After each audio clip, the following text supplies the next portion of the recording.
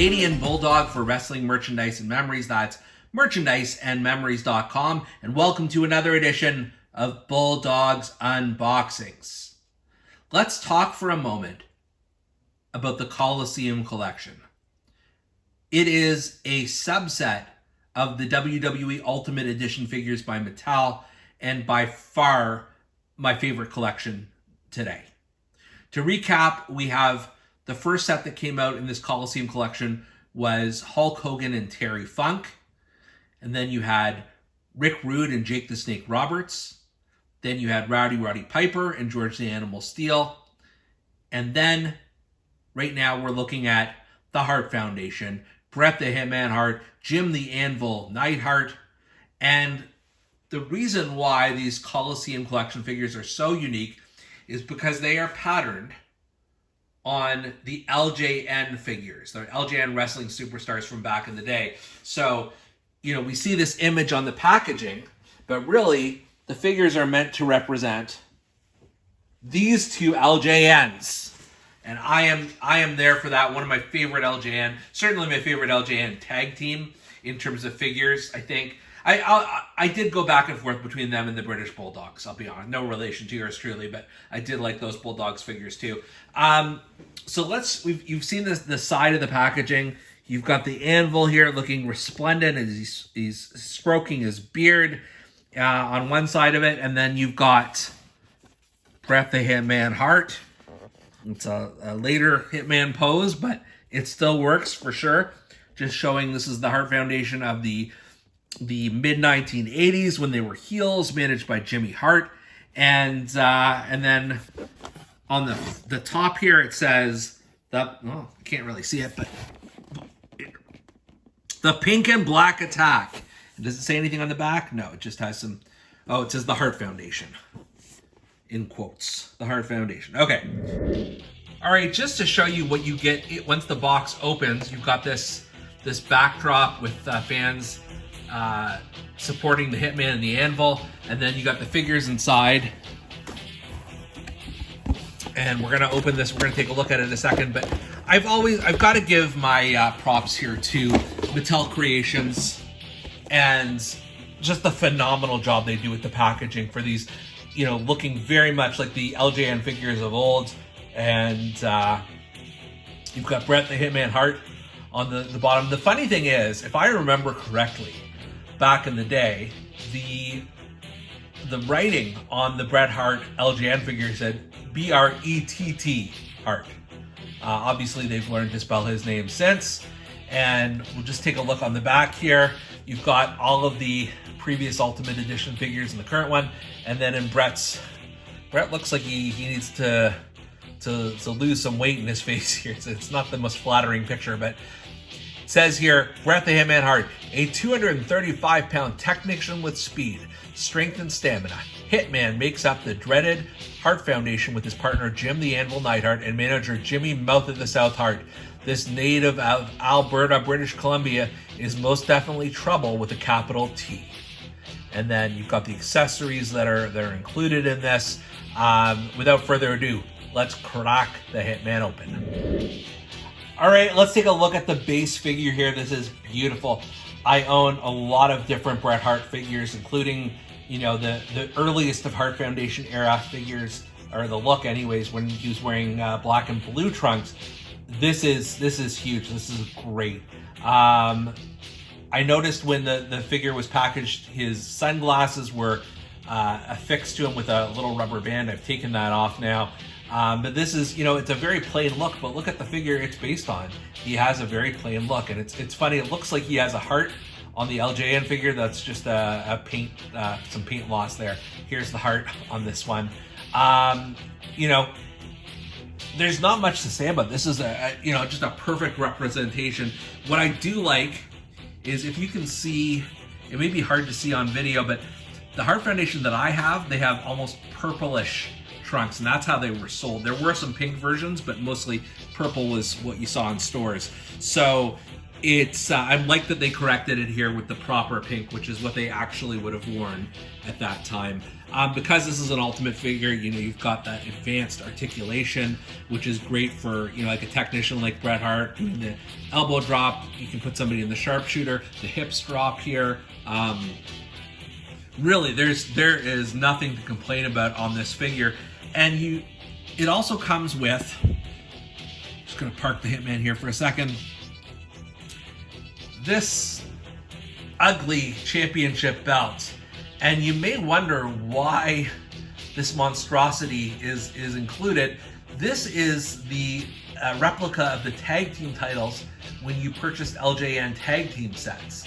This is what the belt looked like. So no, you know, style to it, no printing on it. It's just, you know, this just ugly brown and silver mess. But so that's one option. You if you want to have your Hitman with the championship. The other option, I'm going to go into his box of gimmicks here, which is all nice and neat and organized. As you can see, there is a proper WWF World Tag Team Championship. And this is beautiful. I mean, I don't know if there are many figures that have this version of the World Tag Team title.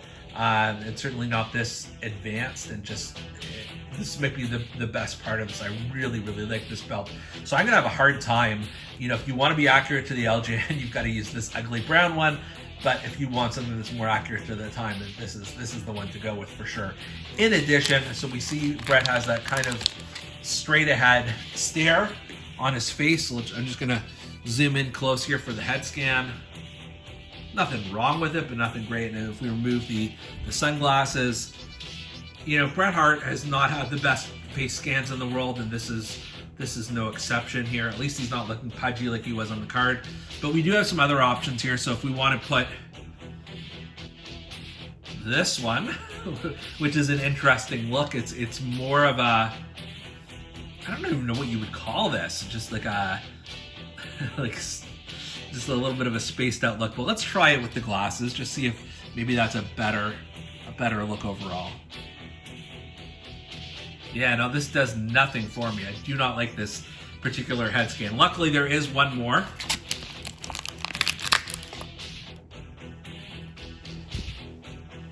Yeah, not scoring a lot of points in the head department. It doesn't look like Bret. That seems to be the problem, and it's weird. After doing so many Bret Hart figures, you figure how Mattel would do a better job. In fact, the other Ultimate Editions for Bret were even better than this. But this is just, I don't know, it sort of misses the mark. I'll try this one with the shades as well. And you'll notice these are the original Hart Foundation shades for Bret. These are not the mirrored sunglasses that he would later wear. This was authentic to the time. Yeah, this is doing nothing for me. So I think we're gonna go with the original face scan. It's not great, but you know, when you add the sunglasses to it, it's not bad. You know who it is, and I think that's the key thing. If you would just remove the head, you might not be sure it's Bret Hart, to be honest. In addition, you've got some hand options, as you always do, so you can have the spread apart hands here, so you can do his pose, and then he's got the typical C grips. I think just in trying to keep this, you know, faithful to the LJN, you've almost got to have the fisted hands and then make him in a similar pose. You know, face scan aside, which is, it's not the worst thing in the world, it's just not great. I really, really like this figure. Like I said, I have a lot of different Bret Hart figures in Mattel and other lines, and this is in the conversation for one of the better ones. Next up is Jim the Anvil Neidhart, one of the all-time tag team greats, I've got to say, and always have loved his figure. You can see it's a very similar pose to what he's doing with his LJN, right down to the way his arm is posed. His one arm is posed. The other arm here is not at all in the right position, so we may have to do something about that. We'll figure that out once we open this up. And then just on the back here, you've got his card, which says, Jim the Anvil Neidhart is one of the most powerful superstars in WWE. Together with his partner, Bret Hitman Hart, and his manager, Jimmy Mouth of the South Hart, he's also a member of one of the most powerful tag teams, the Hart Foundation. All right, so let's crack this one open and let's take a closer look at the Anvil. The Anvil looks phenomenal here.